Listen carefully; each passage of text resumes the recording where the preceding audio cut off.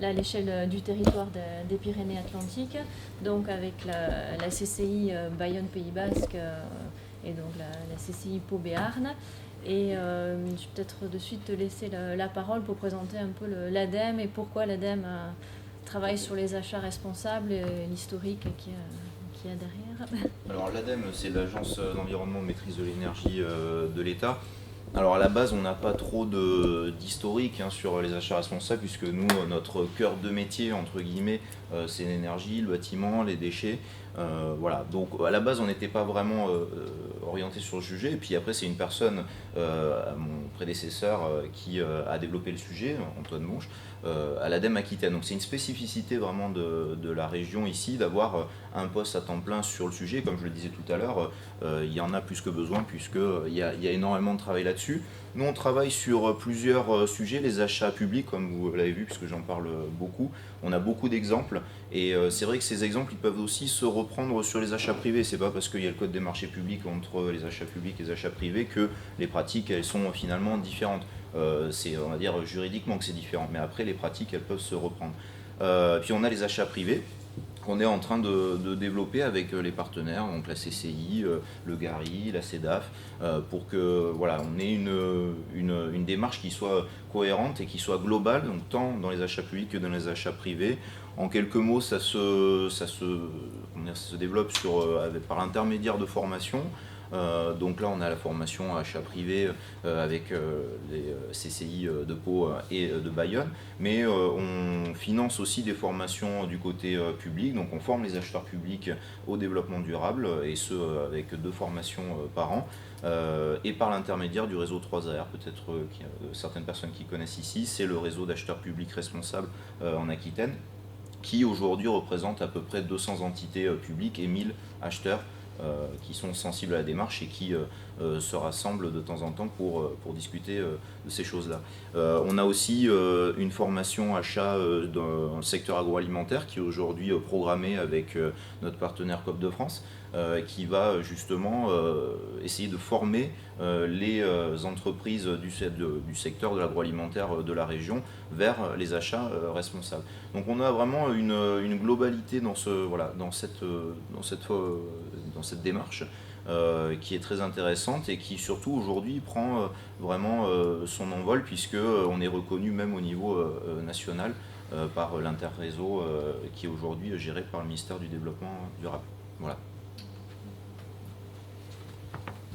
Juste en quelques mots, dire pourquoi les chambres de commerce se sont intéressées aux achats responsables. Donc, vous l'avez présenté tout à l'heure, les achats sont dans tous les secteurs d'activité, représentent un pourcentage important du chiffre d'affaires. Là, on voit entre la chimie, où les achats représentent 70%, jusqu'à l'hôtellerie-restauration, où on est à plus d'un tiers. On a les autres secteurs de la mécanique, 60%, le bois ou le bâtiment, 53%. Donc c'est quelque chose qui est important de travailler sur les achats en amont et sur lesquels les entreprises vont retrouver des bénéfices directement au niveau de leur marge ultérieurement. Donc après, au niveau local, en fait, on a fait une enquête en fin d'année 2012. Donc je ne sais pas si vous l'avez déjà reçue par mail ou pas, sinon vous en avez quelques exemplaires ici, où on souhaitait voir un petit peu quelle était l'organisation en place au niveau des achats dans nos entreprises sur le département. Donc il y a eu 130 entreprises qui ont répondu, principalement de l'industrie et du service à l'industrie en majorité. Et donc on a vu un petit peu au niveau des personnes qui étaient en charge des achats. Donc en fait, pour les entreprises qui ont un volume d'achat qui est supérieur à 60% de leur chiffre d'affaires, ils ont une personne en charge des achats dans leur entreprise. Et après, pour ceux qui ont des achats entre 20 et 60% de chiffre d'affaires, là c'est plutôt des personnes qui sont multi-compétences. Donc on va retrouver plutôt le chef d'entreprise ou le responsable production qui va être en charge des achats dans son entreprise. Donc ça correspond un petit peu à l'organisation qu'on a dans les PME locales, à savoir que en général il n'y a pas une personne dédiée à une mission, mais elle est sur plusieurs missions. Donc c'est pas forcément évident non plus de se structurer ou de s'organiser au niveau des achats. Donc après, on leur a demandé au niveau des critères d'achat qu'est-ce qui était prioritaire pour eux. Donc bien sûr, ce qui est sorti en premier, c'est le rapport qualité-prix pour 92%. Et après, on en a parlé beaucoup jusqu'à présent, c'est la qualité de la relation avec le fournisseur qui a été l'un des seconds critères d'achat. Et l'achat local à presque 40%, donc on en revient aussi aux différents points dont on a parlé tout à l'heure. Les critères environnementaux sont un petit peu moins importants à 11%, l'innovation 6%, qu'on peut peut-être mettre aussi globalisé ensemble. Le critère social, là, il va être un peu plus émergent, on va dire, puisqu'on on a eu un taux de réponse autour de 5%. Mais je pense qu'il y a aussi après derrière, qu'est-ce qu'on met derrière ce critère social justement et comment on l'aborde. Donc il y a peut-être plus d'interrogations qui font que les gens n'ont pas osé afficher fortement ce critère aujourd'hui. Après, si je peux rajouter une petite chose, c'est aussi des gens qui ont été dont on a posé les questions assez de manière abrupte, sans avoir forcément de formation développement durable derrière. Donc forcément le rapport qualité-prix il est en premier, puisque c'est même le but premier de la fonction achat, c'est de normaliser, de formaliser ce processus. Pour autant, moi même quand je vois la seule pour moi interrogation, c'était 1% les achats dans les pays à bas coût. Je n'avais pas trop compris, mais après sur les autres pourcentages, je trouvais ça plutôt même intéressant d'avoir 38% de personnes qui pensaient à achat local, donc qui disaient que travailler avec des personnes de sa région pouvait apporter une valeur ajoutée. Donc finalement, ça peut paraître peu et beaucoup à la fois, c'est ce que je voulais dire. Effectivement, c'est une enquête qu'on a faite globalement sans communication autour sur les achats responsables orientés ou pas. Voilà. C'est par nombre d'entreprises. Pardon ? C'est un pourcentage du nombre d'entreprises. Oui, voilà, des 130 réponses que nous avons eues. Ouais, c'est voilà. un pourcentage du montant des achats. Non, oui. Non, oui, voilà. Après, on a essayé de faire certains croisements, mais c'est vrai qu'avec 130 réponses, c'était pas pertinent parce qu'on a eu des tailles très importantes, des entreprises qui faisaient partie de groupes, d'autres pas, donc voilà, c'était pas exploitable. Oui. Je pense qu'il doit y avoir un peu plus de 5% d'entreprises qui se préoccupent des critères sociaux, mais je pense que c'est pas voilà, mais alors c'est vrai que voilà, c'était dans il y avait cette liste de réponses, il y avait trois. Voilà, il y avait 3 critères en priorité, donc voilà. Donc après, dans les bénéfices qui étaient aussi attendus pour les entreprises donc qui s'engageaient à travailler sur les achats ou à perfectionner leur démarche achat, le premier bénéfice qui est sorti, c'est la réduction des coûts d'acquisition, du coût total dont on a parlé tout à l'heure, où c'était effectivement avoir le maximum d'informations pour pouvoir globaliser notre achat et avoir une idée sur l'ensemble du cycle de vie. Je vais reprendre un peu ce qui a été dit tout à l'heure, quel était le coût au final pour l'entreprise. La réponse aux attentes des clients, parce qu'effectivement, les entreprises reçoivent beaucoup de questionnaires d'évaluation de leurs clients. Dans les cahiers des charges, il y a aussi, on ne parlera peut-être pas du parti public, mais au moins dans le secteur privé, il y a déjà des paragraphes où sont demandés quelle est la démarche développement durable engagée par l'entreprise. Et donc après, c'est à l'entreprise de pouvoir répondre dans son offre. Est-ce qu'elle a suffisamment appréhendé la demande de l'entreprise et du coup, est-ce que sa proposition va répondre aux attentes de l'entreprise. Donc voilà, c'est cohérent. Et après, sur les critères un petit peu moins importants, c'est être en adéquation avec l'engagement de l'entreprise. Forcément, si on a une politique de développement durable, il faut qu'elle soit visible sur l'ensemble des missions de l'entreprise, pas que sur certains volets. Participer à l'économie locale, donc on en revient aux critères de tout à l'heure qui étaient à 40% sur les critères d'achat en local. Et le respect de la réglementation et la promotion de l'image de marque de l'entreprise. Donc ça, c'est un pourcentage important. Tout à l'heure, je vous parlais de l'Observatoire des achats responsables qui est donc au niveau national, où ces deux critères-là sont les deux raisons principales pour lesquelles les entreprises travaillent sur les achats, ont engagé des politiques d'achat responsables. Donc localement, on est cohérent aussi avec les tendances nationales, on va dire. Voilà. On a demandé aussi aux entreprises dans le cadre de cette enquête quels étaient leurs besoins, donc deux réponses principales à disposer d'outils méthodologiques et d'échanger avec d'autres entreprises. Donc on va venir présenter un peu le dispositif qu'on a mis en place.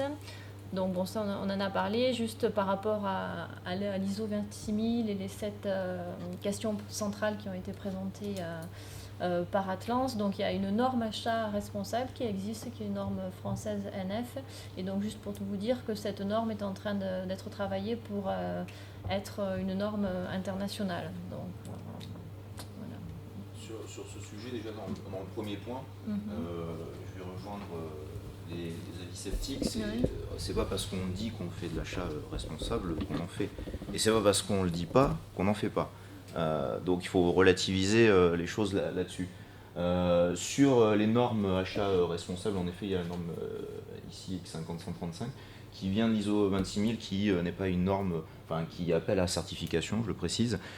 Sur on va dire le magma juridique lié aux achats responsables, on a plusieurs choses. On a des choses qui ne sont pas du tout obligatoires, comme le Global Compact, qui a été initié en 2001 par Kofi Annan au niveau des Nations Unies et qui propose aux entreprises ou aux structures de s'engager sur une démarche responsable de type RSE. Après, on a par contre aussi des choses plus obligatoires comme le code de l'environnement, le code des marchés publics sur les achats publics.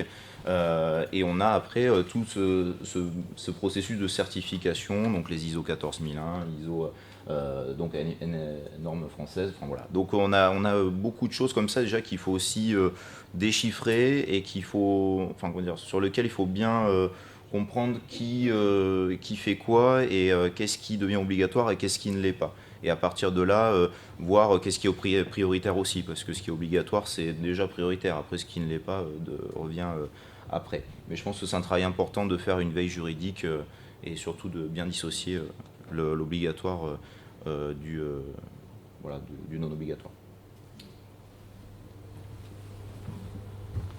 Alors pour continuer dans le programme qui a été mis en œuvre, donc là c'est pour vous présenter les différents partenaires, donc l'ADEME c'est fait, bon. Voilà. Pour la CEDAF...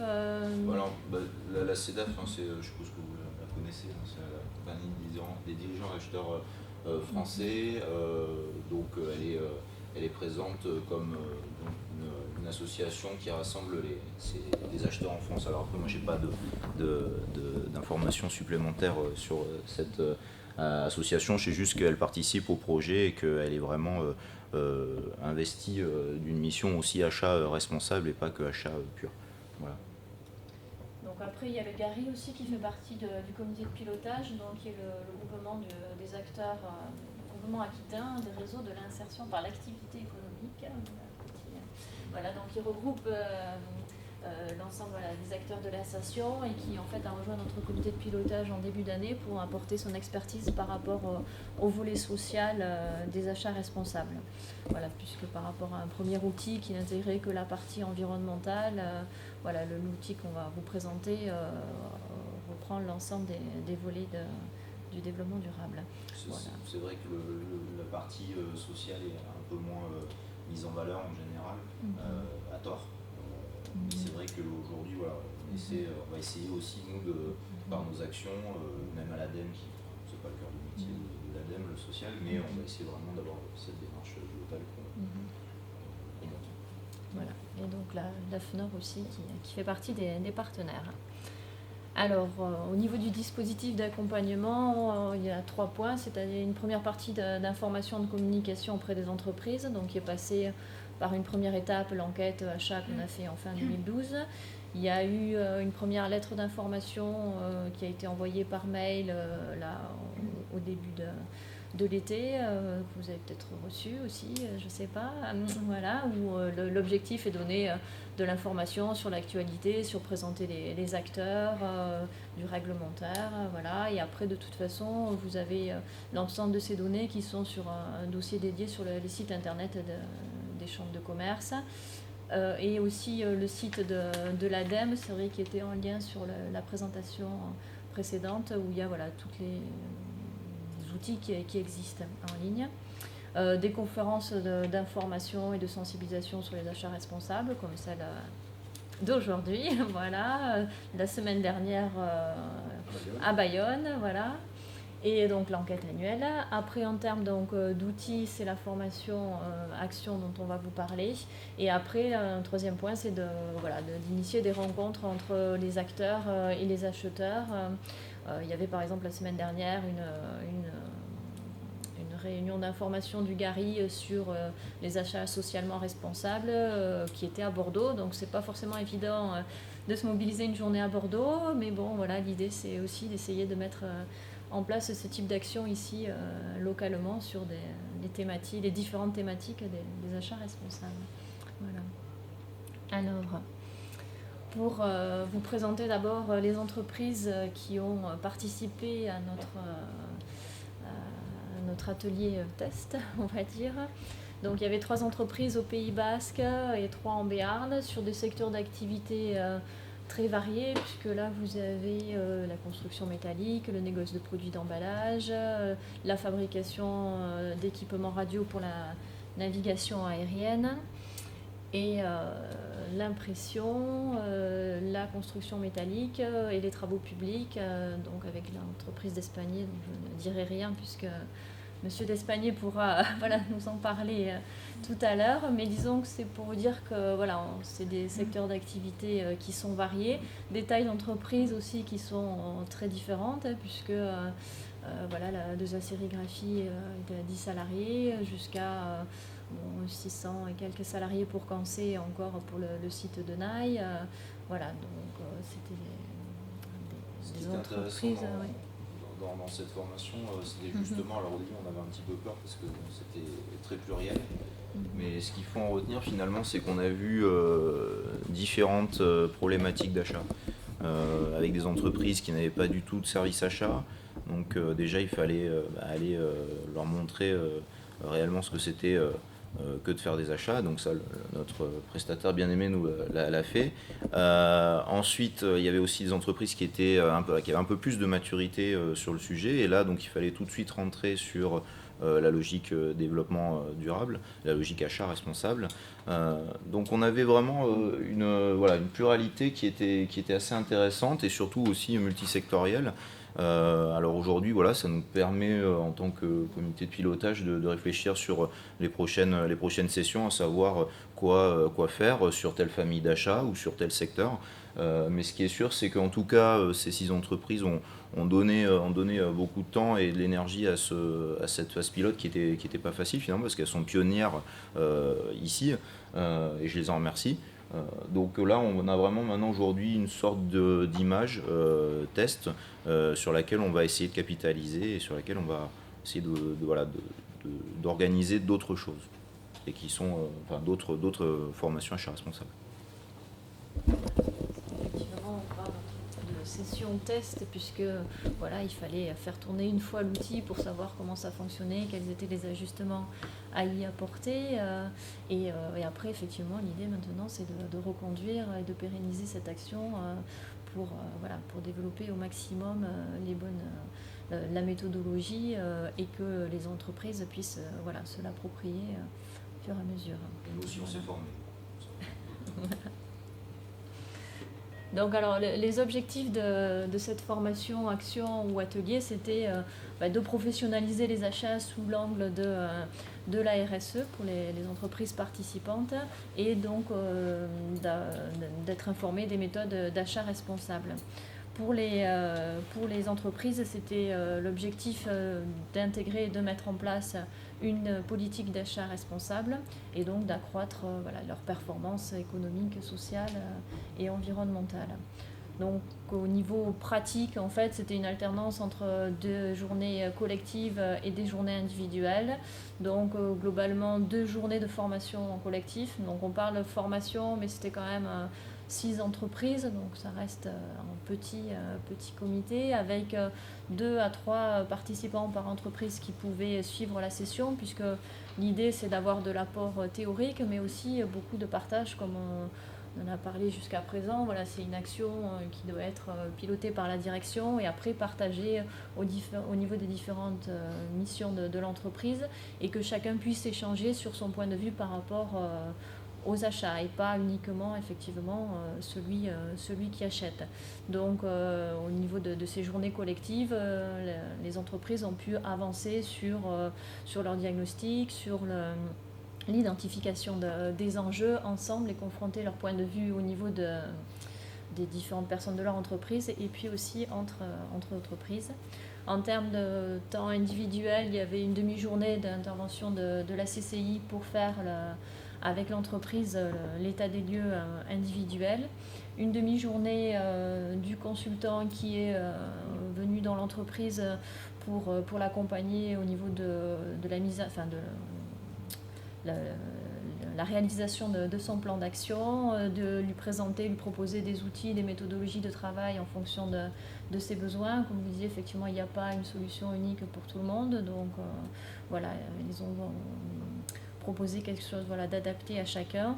Et pour terminer, autour d'une réunion bilan où chacun a présenté les différents retours d'expérience et état d'avancement de la démarche dans son entreprise. Voilà. Ce qui est intéressant justement aussi de prendre l'achat responsable avec les TPE-PME, c'est se dire aussi que, étant donné qu'il y a une chaîne hiérarchique qui est beaucoup moins grande, on peut arriver à toucher la direction de manière plus aisée. Parce que même dans les grands groupes, on a des acheteurs qui sont vraiment porteurs de sens et porteurs de valeur dans les achats. Mais c'est peut-être un peu plus difficile parce qu'il y a cet écart qui est entre cette personne et la direction. Alors que dans les TPE et les PME, on a l'acheteur qui est en relation générale directement avec sa direction. Et donc c'était une phase d'attaque, un angle d'attaque qui était très intéressant et qui a abouti quand même, je pense, dans la majorité des cas. Et donc le fil conducteur de cet atelier, c'est un outil qu'on vous a pas présenté jusqu'à présent, qui a permis de proposer une méthodologie de travail pour permettre d'avancer sur cette démarche. Donc, je vous ai juste sorti un extrait de l'outil. Donc en fait, c'est tout simplement un outil qui est d'une base Excel pour des raisons de facilité d'utilisation par tous. Et donc l'idée, c'est de travailler par étape et d'avancer. Donc là, par exemple, vous avez la première étape, l'état des lieux, qui se compose à l'intérieur de différents outils et appuis documentaires avec des questionnements, des documents à rechercher. Il y a une partie avec la hiérarchisation des familles d'achat, des fournisseurs et donc des matrices qui sont proposées par rapport à ça pour permettre aussi de faire un diagnostic RSE éclair. Et au fur et à mesure de l'avancement, vous allez avoir tout en vert, entre guillemets, voilà. À savoir qu'au niveau des différents jours, à la fois du collectif et de l'individuel, on a avancé sur ces différentes parties, donc l'état des lieux, diagnostic, identification des enjeux, pour aboutir donc pour chaque entreprise à un plan d'action, avec des échéances et des interlocuteurs identifiés, des acteurs identifiés.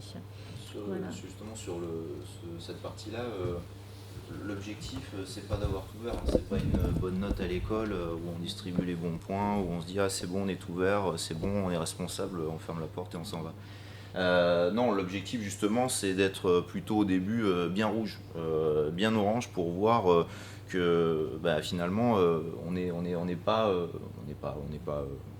responsable en tant que tel, mais c'est pas quelque chose de négatif qu'il faut considérer comme négatif.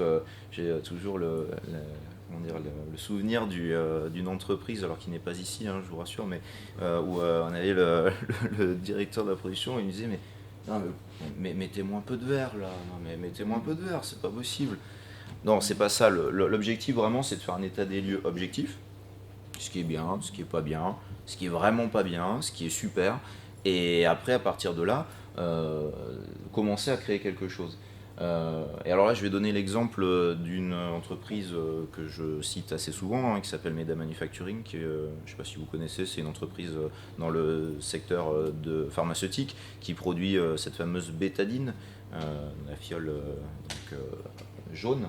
Quand ils ont répondu à l'appel à projet en 2009 sur les achats responsables qu'on avait organisé, ils ont rempli cet outil.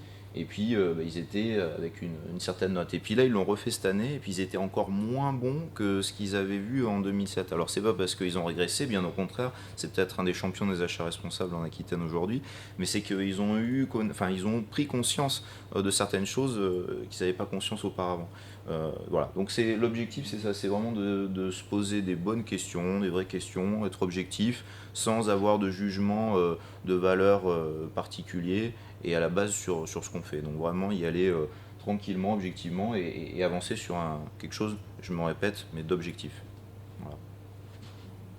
Effectivement, la défense est importante. Parce que là, le verre, c'est juste pour dire je suis passé à l'étape d'après. Donc bon, on peut y aller très vite, c'est possible. Mais après, effectivement, il y a à l'intérieur de chaque partie des questionnements qui fait qu'on s'interroge. Voilà, est-ce que pour moi c'est prioritaire ou pas? Est-ce que c'est important ou pas de travailler sur ça?